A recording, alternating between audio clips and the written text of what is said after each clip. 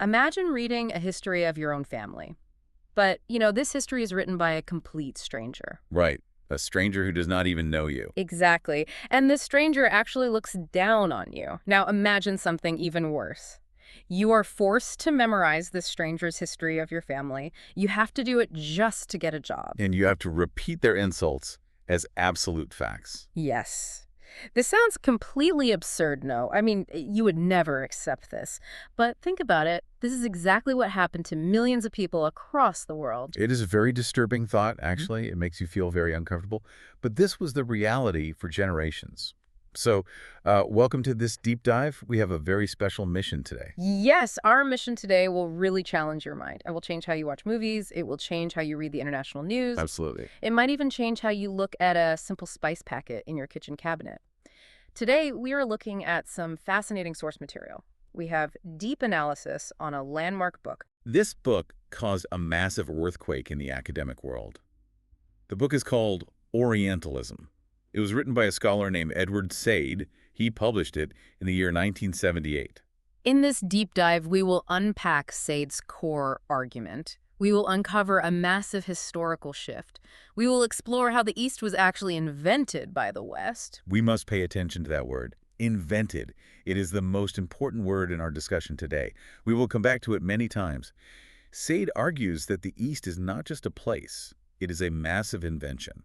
Let us start with a simple question for you, the listener. Have you ever heard someone talk about the mysterious East?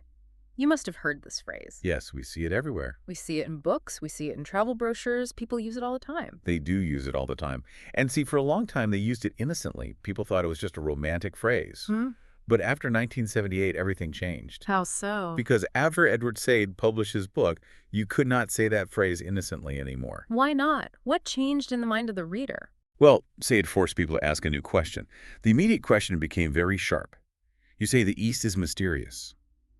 But mysterious to whom? You have to ask this. Ah, I see. A place is not mysterious to the people who live there. My home is not mysterious to me. It is only mysterious to an outsider looking in. That makes perfect sense. The mystery is strictly in the eye of the watcher. Before we go deeper, let us set the stage properly. We need to understand the author. Who was Edward Said? Edward Said was a highly respected scholar. He was a Palestinian-American. He was born in Jerusalem. This was in the year 1935. Okay. Later in his life, he became a professor. He taught literature at Columbia University in New York. So he was a very established academic. He was sitting in a major American university. Yes. But he lived a truly dual life. Think about his background. He was Arab by birth.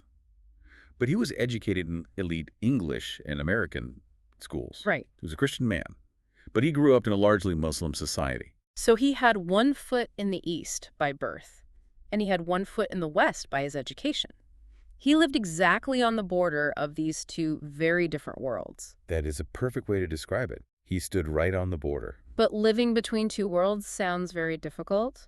It sounds very lonely to me. You never fully belong to either side, isn't it? It was very lonely. He wrote about this feeling often. But Said's notes suggest this loneliness was actually a great gift. It gave him a special vision. A special vision? How does being lonely give you vision? Think about a person standing inside a house. That person cannot see the outside walls of the house. Now think about a person standing outside in the street. They cannot see inside. Exactly. That person cannot see the furniture inside. But Said was standing on the threshold. He stood right in the doorway. I understand. From the doorway, you can look inside and outside. Yes. People safely inside just one world cannot see certain things. Said could see these things. He looked at the West. And he looked at how the West looked at the East. He saw the whole mechanism. Okay, let us unpack this mechanism slowly. What exactly did he see from that doorway? He saw the word Orient very clearly. He saw how it was used. Let us look at the roots of this word. Sure. It comes from the Latin word oriens. This Latin word simply means where the sun rises. It just means the East. But that sounds completely harmless. I mean, it is just a direction on a compass. It does sound harmless. And before Said wrote his book, Orientalism sounded like an innocent academic subject. It sounded like studying botany. It sounded like studying geology. People thought it was just pure research. Yes, people thought it just meant the study of Eastern languages. They thought it meant study Eastern religions. They thought it was just European scholars trying to understand Asian cultures. I know what Said argued otherwise, right? Said argued it was never innocent. According to his thesis, The Orient is not just a place on a map. You cannot just point to it. The Orient is an idea. It is a powerful, constructed story. Who constructed this story? Europe constructed it. It is a story Europe told about Asia.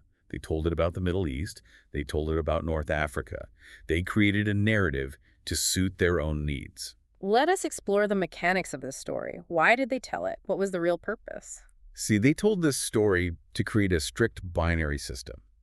It is an us versus them system. The story was written to make one thing very clear to the reader. The East is everything, the West is not. It is a system built on total opposites. Please explain this binary system more. Give me the details of this contrast. Let's look at the notes. The West wrote about itself in a very specific way. They called themselves rational. They called themselves scientific. Okay. They said they were disciplined. They called themselves modern. They saw their culture as masculine. They believed they were always moving forward in history. So they gave themselves all the positive, active qualities. And what did they write about the East? They wrote the exact opposite. They wrote about the East as mystical. They called it emotional. They called it exotic. They said the East was backward. And feminine, right? Yes. They painted the East as feminine. And most importantly, they said the East was completely frozen in time. This is very clever. It is like they made two lists of human qualities. They made a list of strong qualities, and they made a list of weak qualities, and they carefully put themselves on the top list only. That is a very good analogy. They sorted humanity into two unequal piles. You see, in this system, the East was never treated as a full human civilization. What does that mean? I mean, they knew people lived there. They knew people lived there, but they did not see them as equals making their own history. Instead, the East became a mirror. Said uses this concept powerfully. The East became a giant mirror for Europe. A mirror? How does a whole continent become a mirror? This mirror existed for one reason only. It existed to make the West look much better. Think about the psychology here. During the Industrial Revolution, Europe was changing fast. They had heavy anxieties. Right. They looked at the East. They called the East backward. When they did that, they suddenly felt very advanced. So by calling someone else weak, you feel strong. By calling someone else emotional, you feel rational. Precisely. The contrast was necessary for their own self-esteem. They needed the East to be backward. Without a backward East, there is no advanced West. The two ideas depend on each other. I understand the theory. But wait, I have to push back here. This is confusing me. India is a real place. China is a real place. Persia is a real place. They have real mountains and real rivers. How can Said say the West invented them? You cannot invent a continent. This is a very crucial distinction. We must be clear here. Said is not denying reality. Of course, the real India existed. The real China and the real Egypt existed for thousands of years. They had massive empires long before Europe. Yes, they had their own kings, they had their own farmers working the land, they had brilliant poets writing epics, they had complex trade routes. All of this was happening long before any European ships arrived on their shores. So if the land and people were real, what exactly was invented? The image was invented. The image of the East in the European mind was an invention. Let us look at European novels from that time. Let us look at their paintings. Let us look at their official government reports. Okay. The East described in those documents was entirely shaped by European fears. It was shaped by European fantasies. So the people living in the East did not shape this image? No. The real people living there had no voice in this creation. The European writers created a fictional version of the East, and they sold it to their own public back home. This is a profound tragedy, actually. It is a tragedy. Think about India. There was a real India, and then there was European India. This European India existed only in their minds. What was this European India like? It was a place of endless snake charmers. It was a place of exciting tiger hunts. It was a place full of veiled dancing women. It was like a giant theme park for their imagination. Yes. And the worst part is this. This invented India became more believed than the real India. A British person in London reading a book believed the fantasy more than the reality. This invented image must have been very powerful. It must have done a lot of heavy lifting. It was incredibly powerful. It was not just for entertainment. It appeared everywhere in their culture. It appeared in beautiful oil paintings in London galleries. It appeared in loud, angry speeches in the British Parliament. And most importantly, this invented image justified colonial rule. Let us explore that connection. How does a painting of a snake charmer justify stealing a country? It is about creating a justification in your own mind. If you tell yourself over and over that a group of people are like children, Or if you tell yourself they are deeply superstitious and irrational, then you change the moral framework. Ah, I see. If they're children, they need a parent. Exactly. Taking over their country does not feel like a crime anymore. It does not feel like robbery. It feels like you were doing them a huge favor. It feels like you were helping them grow up. That is a very convenient logic for an empire, isn't it? It is the perfect logic. The British rarely said they were invading for pure wealth. They did not say, "We are here to steal your resources." They said they were bringing order to a chaotic land. They said they were bringing reason to a superstitious people. They called it a civilizing mission.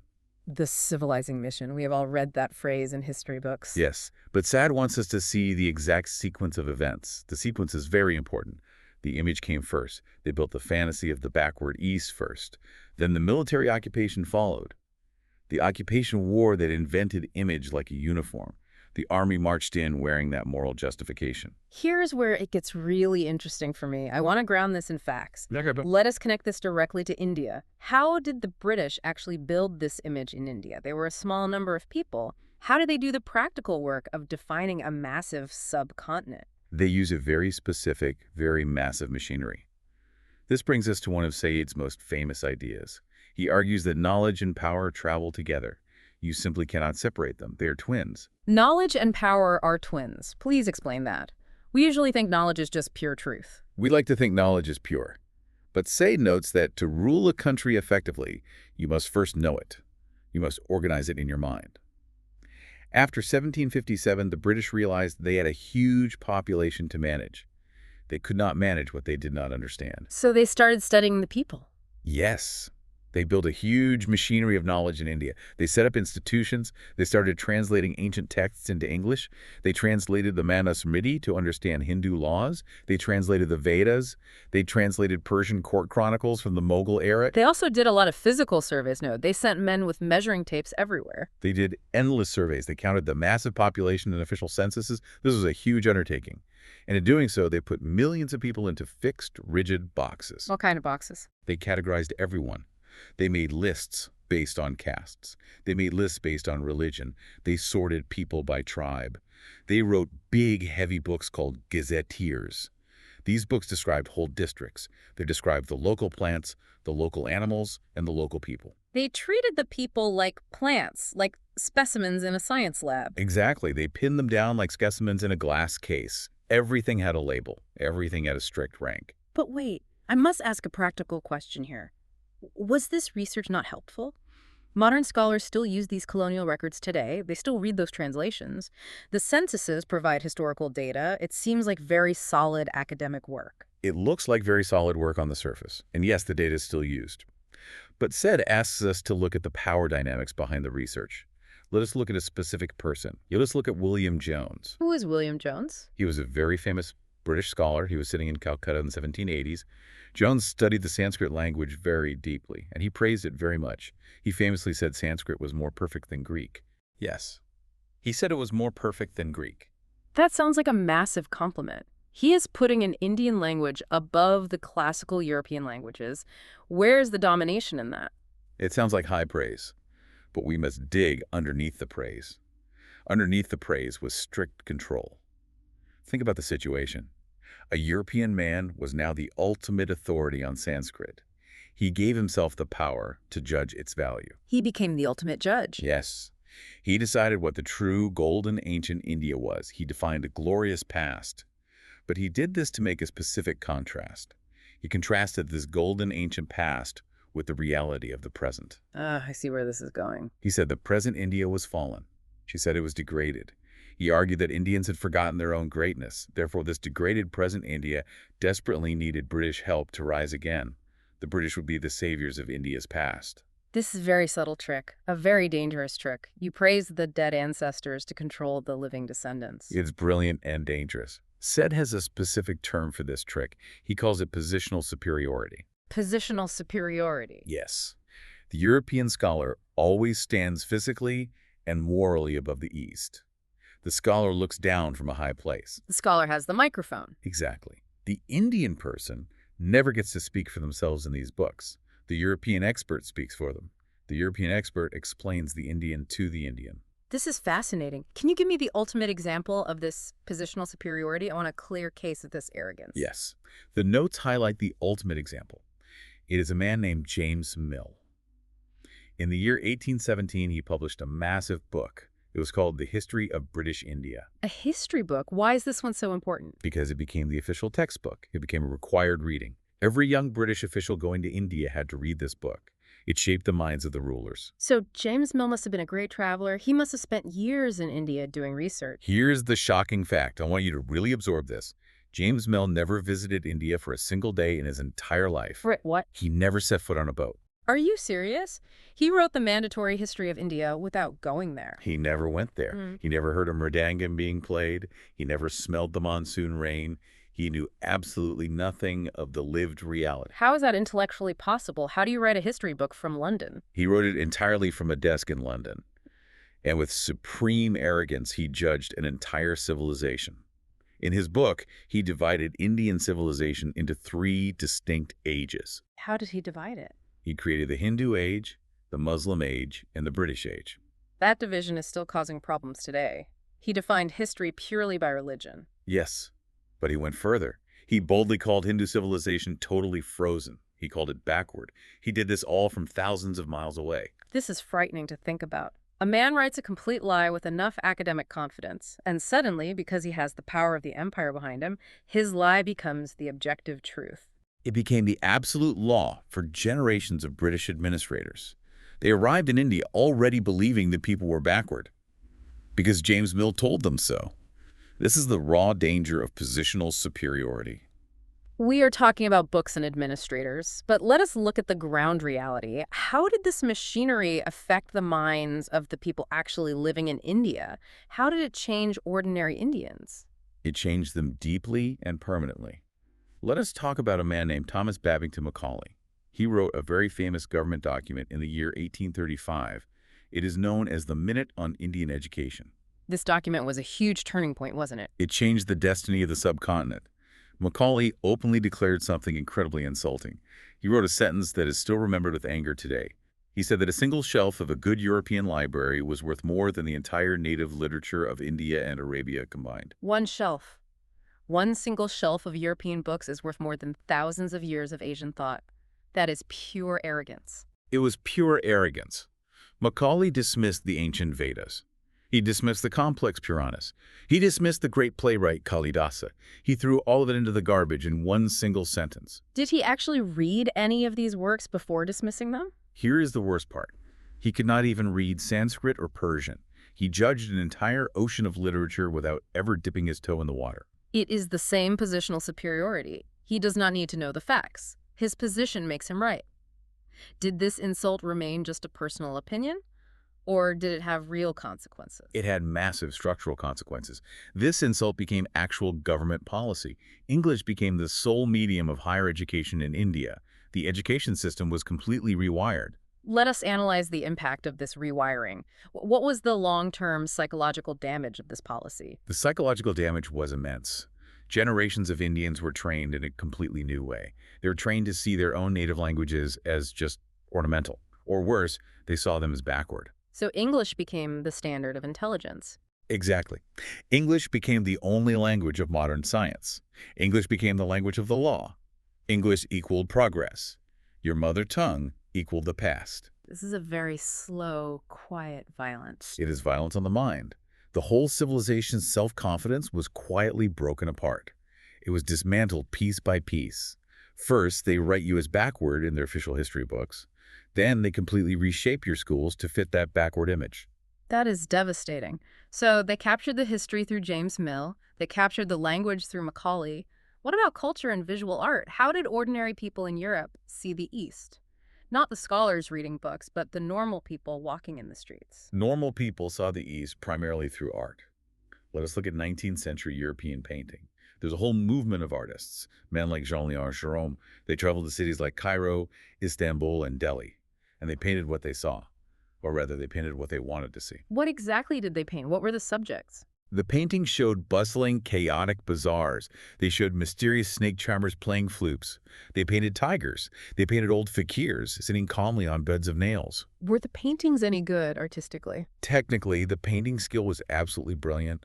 The colors were masterful, but the subject matter was a total fantasy. It was highly staged. How did these beautiful paintings make the East look to a viewer in Europe? They showed the East as incredibly sensual. They showed it as dangerous. But above all, they showed it as lazy. You never saw paintings of Eastern merchants doing complex mathematics. You only saw people resting, smoking, or performing magic tricks. They erased the intellect entirely. Is there a deeper pattern in how they painted the people? Yes, Said points out a crucial pattern. It is a highly gendered lens. The East was almost always painted as feminine. Feminine. How does a whole region become feminine? Look at the visual cues. The East was shown as soft. It was shown as mysterious. It was painted as a passive place, a place waiting to be discovered. It was waiting to be entered and organized by outsiders. And the West. How was the West imagined in the same artistic framework? The West was imagined as strictly masculine. The West was strong. The West was active and logical. The West was the explorer arriving to take charge of the passive East. This is a logic of domination, but it is dressed up as a romantic adventure. Can you give me a specific Indian example of this? Something from our own culture that was twisted by this lens. Let's talk about the so-called Nach girls. This was the British term for temple dancers and court dancers in India. European travelers were obsessed with them. They painted them and wrote about them endlessly. What did the Europeans say about these dancers? They reduced these brilliant artists to mere figures of scandal. They only saw them as exotic entertainment for men. They completely ignored the reality of the art form. What reality did they ignore? They ignored the deep, rigorous classical training required. They ignored the strict physical discipline. They completely ignored the profound spiritual meaning of dance forms like Fartankam. To the European eye, a sacred temple dance was just an exotic woman moving to strange music. They missed the entire point of the art. They just saw the surface. Entirely. The colonial gaze flattened real, highly complex art into a cheap image. It just became a postcard of an exotic, available woman. What about literature? Did famous, respected writers do this too? Yes, even the most beloved writers participated. Look at Rudyard Kipling. He wrote the Jungle Book. He also wrote a very famous poem called The White Man's Burden. Kipling is an interesting case. People say he actually loved India, right? He was born there. He was born in Bombay. He did love India in his own way, but his India was still a colonial fantasy. What was his version of India like? His India was a romanticized playground.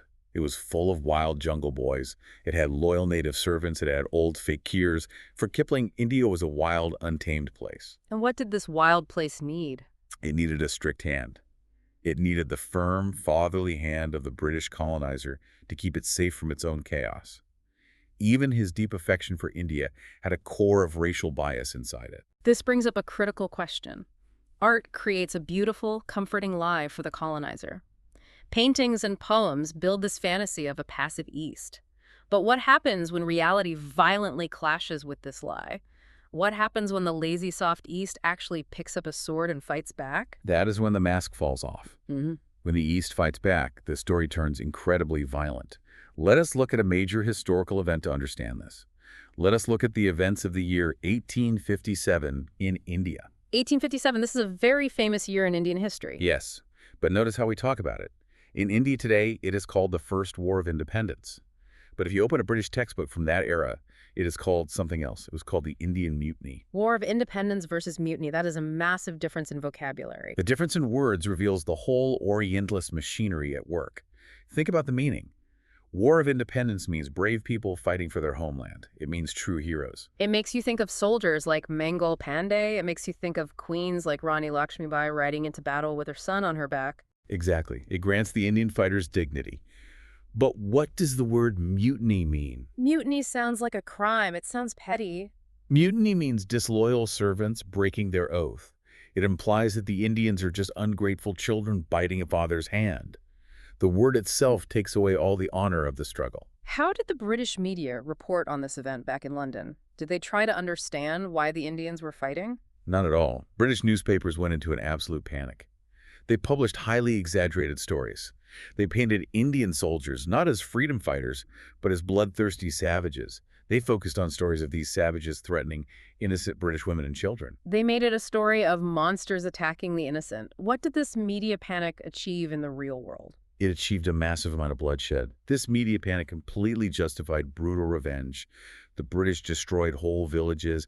They executed thousands of Indians without any trial. That is horrific. It is horrific. Yeah. But look at the language they use. They call their own terrible violence justice. They call the Indians fighting for their own land barbaric. This is exactly Said's warning, isn't it? Yes, Said gives a very real warning here. Representation is not just harmless decoration. Representation decides whose grief gets mourned by the world, and it decides whose grief gets erased completely. I need to pause here for a moment. This is very heavy. The colonizer controls the guns and the newspapers. So what happens to the mind of the colonized? What if the colonizer's story is so loud that the colonized people actually start to believe it themselves? Is that possible? It is not only possible, it is a daily reality. Said calls this the most painful part of his entire book. Yeah. He calls it internalized Orientalism. Internalized Orientalism. Please explain this concept. How does it work? This happens slowly. The colonized person is surrounded by these negative images. Eventually, they quietly accept the colonizer's story. They absorb the insult into their own identity, and then they start repeating that story as their own truth. They become their own oppressors. Yes. They look at themselves through the colonizer's judgmental eyes. Can you give some clear, everyday examples of this? I want the listener to really understand how this operates today. Let us look at the beauty industry. Look at fairness creams in India. They sell the idea that lighter skin is better. They say lighter skin makes you more successful. Where does this deep obsession with fair skin come from? It comes straight from colonial race hierarchies. The rulers were white, therefore, white was associated with power and beauty. We internalize this racism. That is a very clear example. What else do we see this in our professional lives? Look at our education system. Even today, English medium education is seen as automatically superior. Many parents firmly think it is better than learning in Gujarati, Hindi, Tamil, or Bengali. We assume someone with a polished English accent is more intelligent. Exactly. We see this in professional academia, too. Indian scientists trained in the West are often treated with much more respect back home. They are respected more than equally brilliant scholars who stayed in India. A degree from London works like a magic spell of authority. What about how we present ourselves to the outside world? What about tourism? Tourism is a huge example. Think about how we sell India to foreign tourists. We sell spiritual India. We sell mystic India. Why do we focus so much on the mystic side? We have IT hubs in modern cities. We do this because we learned a lesson a long time ago. We learned from the colonizer that this mystic version is the only version of us the West wants to buy. So we willingly package ourselves as exotic products. It is like staring into a mirror every single day of your life. But you do not realize the mirror was designed by someone else. It was specifically designed to make you look small and exotic. That is a brilliant analogy. Said asks everyone in the formerly colonized world to honestly look at the mirrors they have inherited. We must question the reflection. This brings us right to the present day. The empires ended decades ago. Do we still see these Orientalist stereotypes in modern pop culture? Did it end? No, Orientalism is very much alive. It is thriving in modern cinema. Hollywood kept the machinery going for decades. How does Hollywood traditionally show India? For many decades, Hollywood directors only needed a few basic props to show India. They just needed a man playing a snake charmer's flute, or some chaotic streets, or a fortune teller. Can you name a famous Hollywood blockbuster that does this? Let us take Indiana Jones and the Temple of Doom. Have you seen it? Yes, of course. Everyone has seen it. Think about how they portray the Indian temple in that movie. The temple is run by an evil cult. They are eating monkey brains.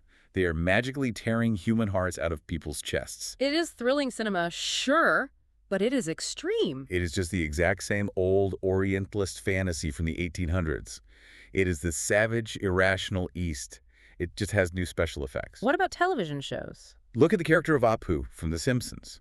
For many years, Apu was the only Indian character on mainstream American television. He was defined entirely by a thick, funny accent.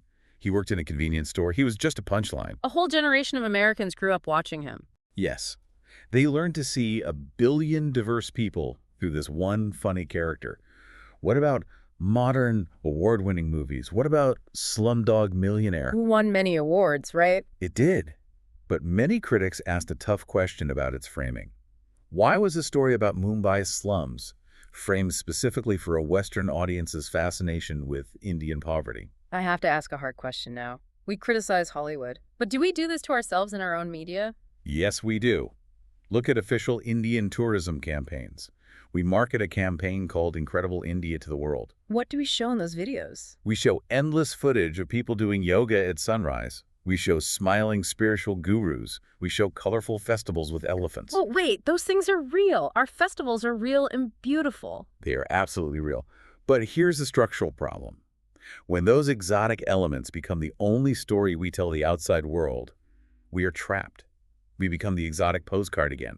Only this time, we print the postcard ourselves. We self-stereotype. So Orientalism did not die with independence, it just changed its clothes. We have talked a lot about India, but Said's book is much bigger than just South Asia, right? What about the rest of the East? Did China and Japan face this machinery too? Yes, we must expand our view. Stead's argument applies very clearly to China and Japan. The Orientalist machinery worked everywhere. Give me an example of how this worked with China. Let us go to 18th century Europe. There was a huge design craze called chinoiserie. Europeans absolutely loved Chinese objects. They loved Chinese porcelain vases. They bought silk wallpapers. But wait, buying someone's art sounds like appreciation, no? They appreciated the decoration. But they imagined these things as just dreamily Chinese. They had zero interest in actual Chinese philosophy. They did not care about complex Chinese politics. So they separated the art from the intellect of the people. Exactly. China became a mere decoration. It was not treated as a real civilization. And what about Japan? In the 1850s, Japan was forced to open to trade. Suddenly, Japanese art flooded into Europe. Famous painters like Monet and Van Gogh loved it. This was called Japonism. So they painted Japan beautifully. They did. But again, look at the intellectual reduction. Japan was reduced to a delicate, feminine place. It became a place of cherry blossoms and geishas. Europe totally ignored the fact that Japan was a highly complex, modernizing nation with heavy industries. I see repeating grammar here. Yes. The East always supplies the raw beauty and the mystery, and the West gets to be the rational thinker. The West is the scientist who explains the world. This all sounds incredibly convincing to me, but surely there are people who disagree with Said. Let us be totally impartial here. We must look at the pushback. It is very important to be impartial. Said's book received serious criticism from other scholars. One major critic was an Indian Marxist scholar named Aijiz Ahmad. What was his argument? Ahmad argued that Said flattens history too much. He said Said took 2,000 years of diverse European writing and forced it all into one single pattern. Ahmad said ignored Western writers who genuinely respected the East without a hidden agenda. That is a fair point. Were there other major critics? Yes. A historian named Bernard Lewis argued that Said unfairly politicized the entire academic field of Middle Eastern studies. How does Said's core argument survive this pushback? Said's argument survives because of its core defense. Said's point was never that every single Western person is a villain. He did not say that all cultural stereotyping is purely evil. Every culture stereotypes others. Right. We make jokes about Europeans, too. Exactly. But Said says the real issue is power. You must remember that word, power. How does power change the stereotype? When Europe colonized half the globe, their stereotypes did not stay harmlessly in library books. Because they had power, those stories became official school textbooks. They became government policies. They became strict legal codes. They took a fantasy and enforced it as reality. Yes. And most importantly, they changed how the colonized people saw themselves. Let me try an analogy. So if I make a joke about you being lazy, that is a stereotype. But if I use that joke to rewrite your school syllabus and take over your bank account, that is a structure. Power turns a stereotype into a structure. That is the perfect way to explain it. Power turns a stereotype into a structure. Where do we see this specific machinery of power operating today? Is it in universities? Is it on the news? It operates heavily in both places. Let us look at universities first. Universities built Oriental studies departments to train colonial administrators. They trained missionaries in Arabic, Persian, and Sanskrit so they could govern the East. That was in the past. Did this continue? It absolutely continued. During the Cold War, the U.S. government funded area studies to train spies and diplomats. They wanted to control regions they needed to influence. What about the newsrooms? How does the news cover the East? Said wrote another book about exactly this. It is called Covering Islam. He studied how American and European news reported on the Muslim world. What pattern did he find? Islam was rarely explained through its long scientific traditions or poetry. It was almost always explained through fear. The news only showed bombs, veils, and angry men shouting. This reminds me of a famous phrase, the clash of civilizations. Yes. That phrase was popularized by a political scientist named Samuel Huntington. Huntington argued that the West and the Islamic East are fixed, different cultures destined to fight forever. Did Said agree with this theory? So rejected this totally. Civilizations are not sealed boxes. They trade, marry, and borrow constantly. The idea of a frozen East fighting a frozen West is just a 200-year-old Orientalist story repackaged for modern television. We are coming to the end. So what does this all mean for us today, listening right now? The empire is gone. Why should a listener today care? You must care, because the habits of thought remain deeply embedded. We see it when international news explains Asian unrest through simple images of chaos. We see it when Indian IT workers are mocked for their accents in Western comedy. The East is treated as useful, but never equal. I want to end on some hope. Is there any good news? Are things changing? Yes, much has changed. Writers, filmmakers, and scholars from India and the diaspora are taking back the pen. People like Arundhati Roy and Amitav Ghosh, they are telling their own stories without needing Western approval. They are smashing that mirror. Exactly. Said's deepest lesson is not despair. It is responsibility. Once you see the frame around the picture, you are free of the illusion.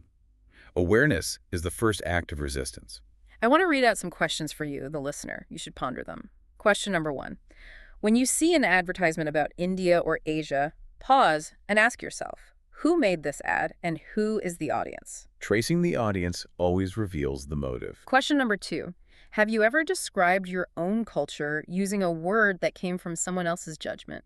Did you borrow your oppressor's insult? This is hard to admit, but we do this often. Question number 3. Yeah. What will you do now that you can see the frame? Before we go, I want to leave you with one final new thought. This is something for you to explore entirely on your own. What is this final thought?